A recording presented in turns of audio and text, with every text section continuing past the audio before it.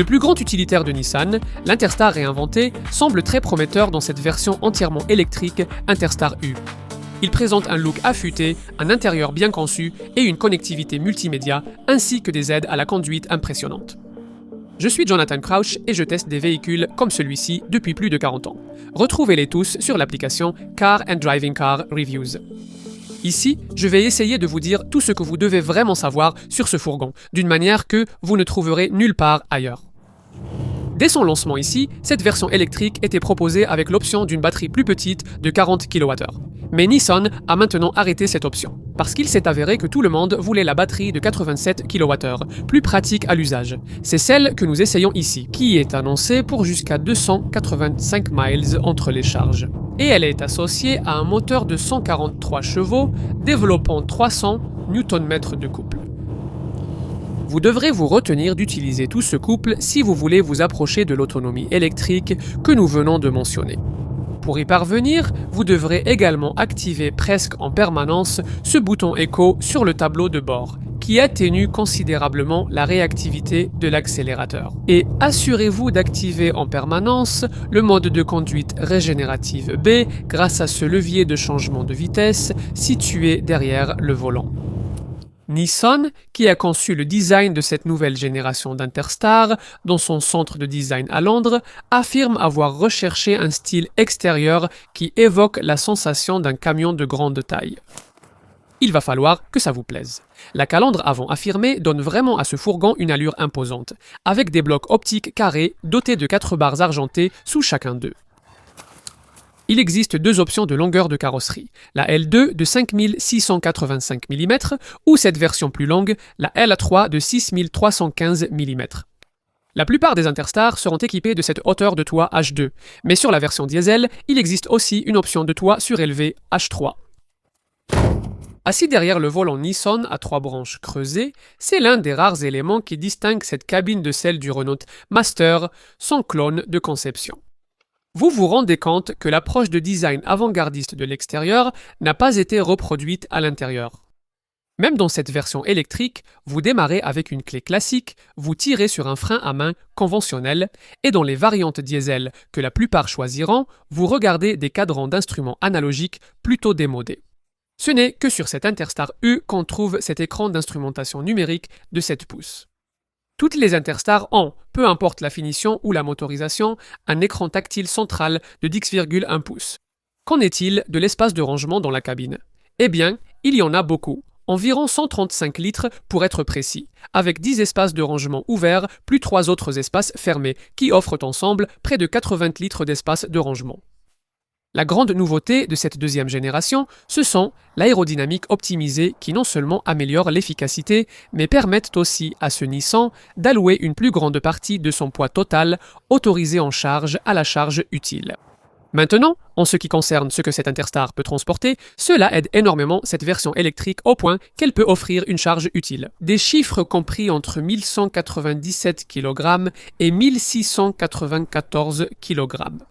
Ce qui est très peu différent de ceux de la version diesel, évalués entre 1175 kg et 1862 kg. Vous allez vouloir en savoir plus sur la capacité de chargement. Alors ouvrons ces deux portes arrière et regardons cela maintenant. Vous n'obtenez le format d'ouverture extra large à 270 degrés que nous avons ici que si vous optez pour la finition Tecna haut de gamme. Et toute cette ouverture est accessible grâce à un large marchepied. Alors, qu'est-ce que vous pouvez mettre ici à l'arrière? Eh bien, les 100 mm supplémentaires de longueur de chargement de cette version de deuxième génération aident vraiment ici, créant un espace de chargement difficile à surpasser dans ce segment en termes de taille. La version de base L2H2 offre 3225 mm de longueur de chargement utile avec 1885 mm de hauteur de l'espace de chargement et 1789 mm de largeur de l'espace de chargement. Cela se rétrécit à 1380 mm entre les passages de roues, ce qui se traduit par un volume de chargement de 10,8 m3.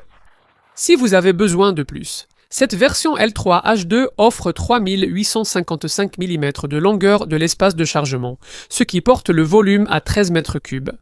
Et la plus grande version à toit surélevé, la L3H3, offre cette longueur supplémentaire avec 2138 mm de hauteur de l'espace de chargement, ce qui porte le volume à 14,8 m3.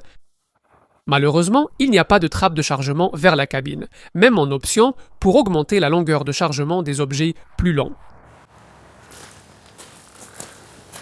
Jetons un coup d'œil à la porte latérale coulissante. Une ouverture qui, avec ce design de deuxième génération, est plus large de 40 mm, atteignant maintenant 1312 mm de largeur, donc les chariots élévateurs pourront faire entrer et sortir les palettes encore plus facilement. Il y a 1753 mm de hauteur de chargement à la porte latérale. La version électrique Interstar U, avec sa batterie de 87 kWh, offre une autonomie WLTP de 285 miles.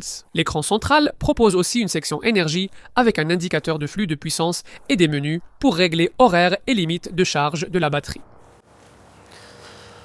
En ce qui concerne la recharge, cet Interstar E peut se recharger jusqu'à 130 kW sur une borne de recharge rapide en courant continu. Ce qui signifie qu'une recharge complète de ce modèle de 87 kWh prendra 1 heure et 10 minutes et vous pouvez ajouter 112 miles d'autonomie en seulement 19 minutes. Qu'en est-il de la recharge en courant alternatif? Eh bien, si vous faites cela avec une borne murale monophasée classique de 7,4 kW, une recharge complète de ce modèle de 87 kWh. L'Interstar prendra 13 heures et 54 minutes et vous pourrez ajouter 112 miles d'autonomie en 5 heures 44 minutes. Tout cela paraît long, non? Mais ce n'est pas obligatoire si votre domicile ou bureau a une alimentation triphasée et que vous pouvez utiliser une borne murale AC de 11 kW. Avec la batterie de 87 kWh, vous pouvez également opter pour un chargeur rapide AC de 22 kW, grâce auquel le temps de recharge complet pourrait être réduit à seulement 4 heures 35 minutes. Vous pouvez oublier complètement l'idée d'essayer d'utiliser une prise de bureau pour la recharger. Cela prendrait presque 2 jours pour une charge complète.